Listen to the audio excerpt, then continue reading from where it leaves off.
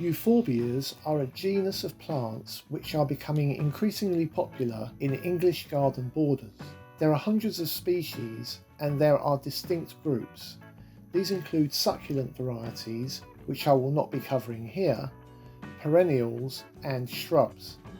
These really interesting plants are often used to provide ground cover and colour to borders and are active in the spring and summer months. In this video we'll take a detailed look at half a dozen popular euphorbias which you might consider for your garden, or which you might already have but didn't know its name.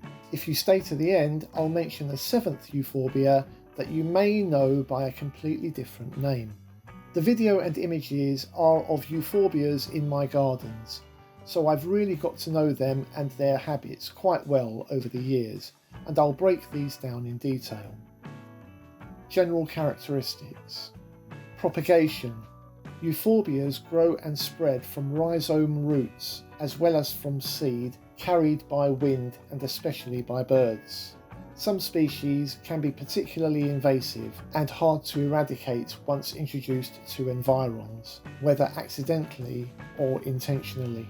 Handling. Risks. If you cut or wound a stem, it will produce a milky latex sap, which is a skin irritant and harmful if ingested or enters your eyes, so you have to handle this plant carefully, and that usually means wearing gloves. Colour. The most common colour of the flowers is yellow. The flowers look like eyes, with more flowers growing out of each eye. The flowers are really more like bracts, leaves that have changed colour to look like flowers. Names. A common name associated with many varieties is spurge. You'll see this come up quite often as we look at these varieties. Species. Euphorbia amygdaloides, or wood spurge. This is the most common and most popular euphorbia growing in front gardens. Its growing season starts in late winter, early spring, growing rapidly and putting on a bright yellow floral show. The flower eyelets grow a second pair of eyes from within them, making these visually very unusual. When the flower heads die back, the centre core of leaf stems remain, providing deep green ground cover. It can grow in a wide variety of conditions, including the heavy shade of trees, hence why it is called wood spurge. Euphorbia wolfenii. With flowers very similar to amygdaloides, Euphorbia coriaceus, subspecies wolfenii, has the same kinds of flower eyes, but the overall shape of the flower cluster is more spherical shaped, making this a spectacular performer. These can grow very tall, up to 1 metre in height, and are also known as spurge. Euphorbia polychroma, cushion spurge. This beautiful euphorbia puts on the most spectacular show. Staying relatively low, it sprays out in the shape of a pillow or cushion, hence the common name, displaying the brightest of yellow bract covers. The name is apt. The etymology of the name polychroma comes from the Greek words poly, meaning many or much, and chroma, colour. Hence polychroma equals lots of colour. If you're going to have only one euphorbia in your garden, this is the one to choose. It's quite long lasting and requires minimal care. It does best in full sun. Euphorbia cyperaceas, the Cypress Spurge. Moving right to the other end of the size spectrum, Euphorbia cyperaceas, or Cypress Spurge, is a tiny euphorbia which feels extremely feathery to the touch, though it is risky to touch it, as it can cause irritation of the skin. As a perennial which dies back completely over winter and re-emerges in early spring, growing small flower bracts like miniature versions of amygdaloides. When the heads die back, the tiny fern-like leaves remain for several weeks, providing decorative ground cover. Euphorbia Dulcis Chameleon, sweet spurge.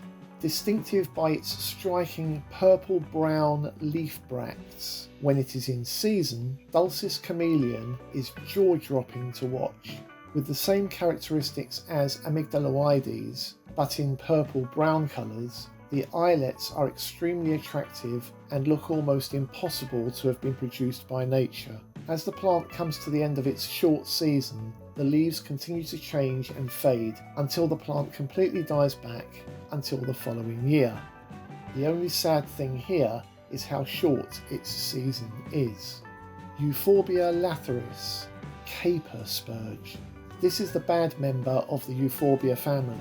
Growing to a huge height of over 1 metre, Latharis spreads by seed far and wide, carried by birds and other pests, the seeds being relatively large. With a distinctive purple-red stem, Latharis is like an ugly variant of Amygdaloides. Leaves grow on the stem in fours at 90 degrees to each other, making it interesting to watch as it progresses. Its islets are present, but it doesn't even attempt to put on a bract show. When it reaches full height and the seed pods form, when those seeds are spread, they will readily germinate. Fortunately, Latharis is easy to recognise at a young stage in its growth, and you can pull these out relatively quickly. That concludes the main varieties of Euphorbias that I have, and that are the most common being grown in English gardens. If you're growing any other variety of Euphorbia, please let me know in the comments below. There is one more Euphorbia I want to mention that is very popular, and it is one that is most often found indoors. This is the poinsettia. Grown and sold for its spectacular red leaf bracts, particularly over the Christmas period, poinsettia, or Euphorbia polychroma, is one of the most valuable cash crops in the world. I made a separate video about poinsettias quite recently. Please see the link in the description or click on the end screen here. I hope you've enjoyed and found this guide useful. Thanks for watching, and I'll see you next time.